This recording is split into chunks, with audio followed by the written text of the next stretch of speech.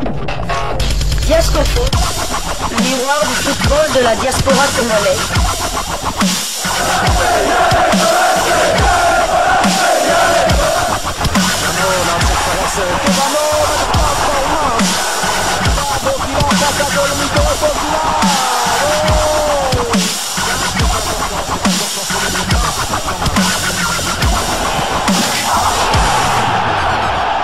Diasco Foot, le miroir du football de la diaspora congolaise.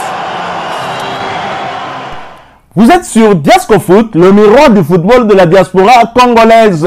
Diasco Foot vous dit bonjour, tout le plaisir est pour nous de vous retrouver, mais surtout de savoir que vous êtes nombreux en train de suivre votre chaîne YouTube dédiée uniquement aux footballeurs de la diaspora congolaise.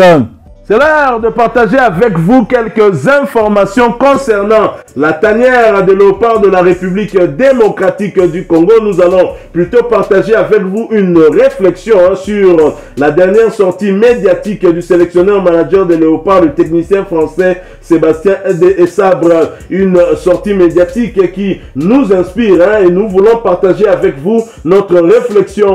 Bien entendu, nous attendons également en commentaire vos avis sur ce sujet.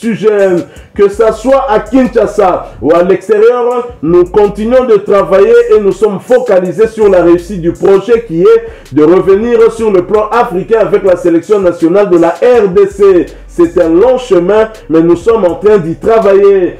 Déjà, les premiers signaux sont positifs avec le dernier stage sur lequel il faut capitaliser. Nous espérons aussi que la situation du football national ou local va s'améliorer en vue de donner la chance à tous de rejoindre la sélection à Dixit, le technicien français au sortir de l'audience lui accordée par le ministre des Sports François-Claude Kabulo Mwana Akabulo. Alors, selon Sébastien Desabre, le véritable objectif de sa mission n'est pas de qualifier coûte que coûte les léopards de la République démocratique du Congo à la prochaine CAN, CAN Côte d'Ivoire 2023, mais plutôt de faire revenir la RDC dans la cour des grands. Pour y parvenir, cela passe très certainement et prioritairement par un casting de qualité afin de récupérer nos binationaux de haut niveau pouvant rivaliser contre les grandes nations africaines qui sont en avance dans ce type de projet par rapport à nous. Ces grandes nations, en effet, hormis la récupération des binationaux de haut niveau,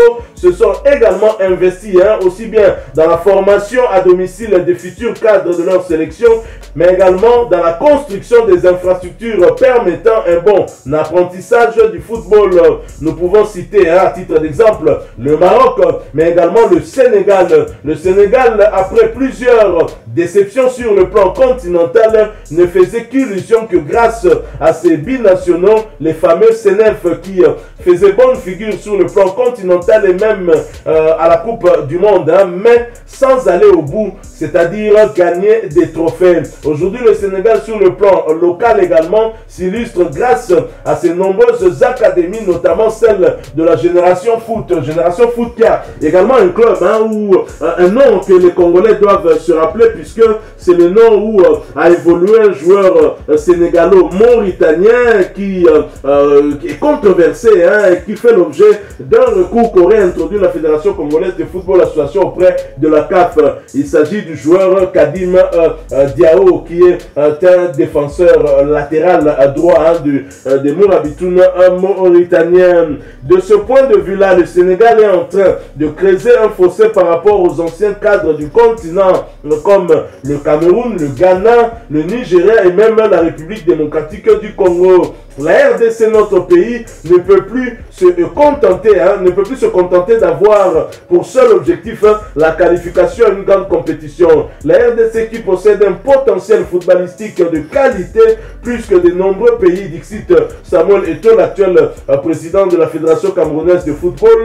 La RDC doit donc au plus vite miser sur la formation sur le plan local, mais également s'activer dans la détection et récupération des binationaux sur le vieux continent. Nous sommes parmi les rares pays à avoir beaucoup de binationaux. La République démocratique du Congo pourrait même être le premier pays au monde à avoir beaucoup de binationaux disséminés un peu partout, surtout en Europe, en Belgique, en France, en Suisse, en Angleterre, dans beaucoup de pays européens. On l'a vu lors de la dernière Coupe du Monde, la première nation à avoir fourni beaucoup de binationaux, c'était bien la République démocratique du Congo, mais elle-même a du mal à pouvoir convaincre ces jeunes à rejoindre leur pays d'origine. Nous devons donc y travailler et c'est grâce à un projet qu'on peut y arriver, bien évidemment. Alors, une chose est vraie aussi, le peuple congolais qui ne jure que sur le court terme est-il prêt à accepter un nouvel échec contre le Gabon et ensuite maintenir Sébastien Desabre à son poste pour continuer justement dans ce projet qu'il nous présente?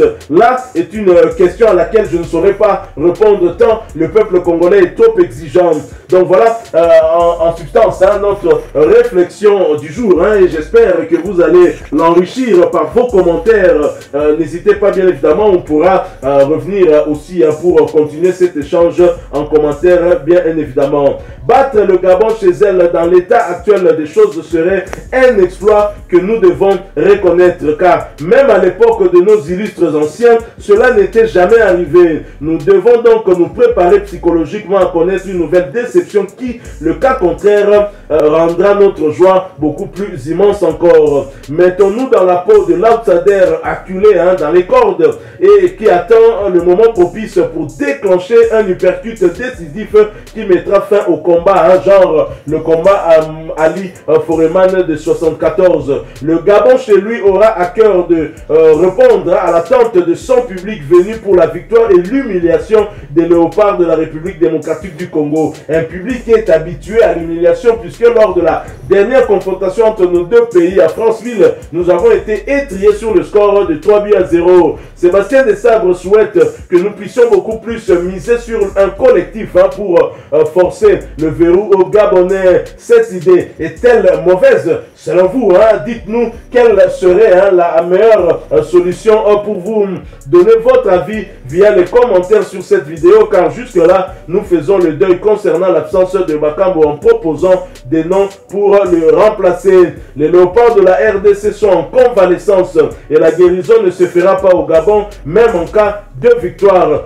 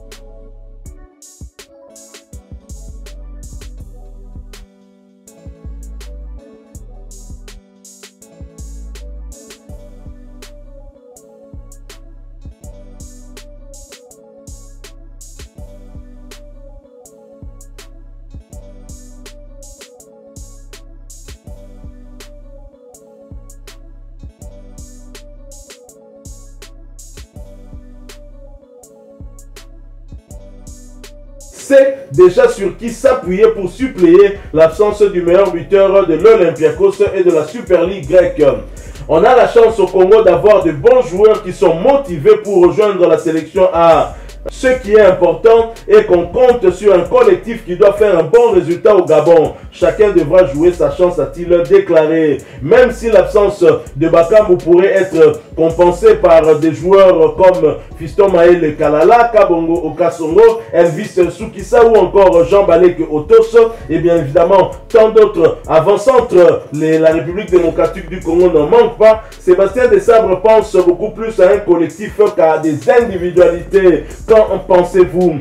Voilà donc cette réflexion, double réflexion que nous avons eu à faire par rapport à l'objectif de Sébastien Desabre, l'objectif de la République démocratique du Congo qui ne devrait pas être un objectif à court terme mais plutôt un objectif à moyen et long terme. La République démocratique du Congo doit revenir sur l'échiquier continental et même international. N'oublions pas que nous avons été la première nation africaine du sud du Sahara à nous qualifier pour une phase finale de Coupe du Monde. Il y a une histoire avec la République démocratique du Congo. Et c'est à cela que nous devons penser, nous devons donc travailler sur le long terme afin que nous puissions y revenir. Et je pense que Sébastien Desabre est le profil idéal pour nous amener vers cet objectif-là. Mais maintenant, le peuple congolais qui ne jure que sur le court terme, va-t-il accepter justement de patienter afin que nous puissions travailler dans la durée? Ça, c'est une question que nous nous posons, une question à laquelle nous appelons aussi votre réflexion et que vous puissiez partager avec nous vos avis. Alors, pour rappel, sachez que les Léopards de la République démocratique du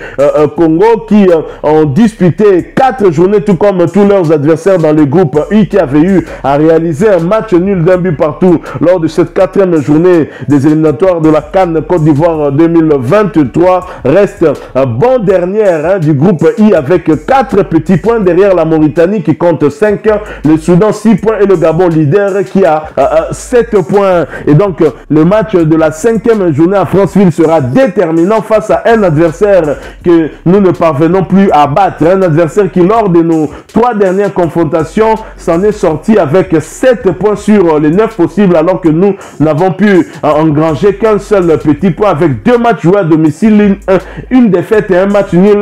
Et au Gabon, on a été étrié sur le score de 3-0. Ce qui est pire dans cette histoire, c'est que nous n'avons jamais réussi à inscrire le moindre but contre le Gabon. Rappelez-vous, le match de la première journée des éliminatoires de la CAN Cameroun 2021, 0 but partout au Stade des Martyrs. Le match de la 5e journée, ainsi ma mémoire ne me trahit pas, au Gabon, à Franceville, le match retour, donc 3-0, défaite des Léopards. Et le match de la première journée des éliminatoires de la CAN Côte d'Ivoire 2023 à Kinshasa, défaite 0 but contre 1. Donc nous n'avons jamais inscrit ne serait-ce que le moindre but lors de nos 3 dernières confrontations. Le Gabon n'a pas changé d'entraîneur, c'est toujours Coco Ping Pong comme nous l'aimions à l'appeler ici, Patrice Neveu, qui sera à la manette du côté gabonais, alors que chez nous ce sera un 3e entraîneur. Déjà 2 entraîneurs qui se sont mordus la poussière contre Patrice Neveu, et cette fois ce sera Sébastien Desabre. Nous espérons qu'il pourra arracher un meilleur résultat, mais sachant que la RDC n'a jamais réussi à tromper l'équipe gabonaise, à violer les filets de cette équipe des Panthères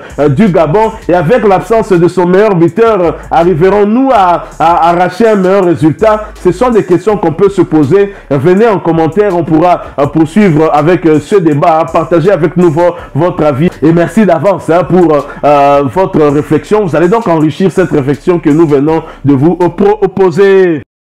Voilà, nous sommes arrivés à la fin de ce sujet. Si vous l'avez aimé, n'hésitez pas à nous laisser un maximum de j'aime.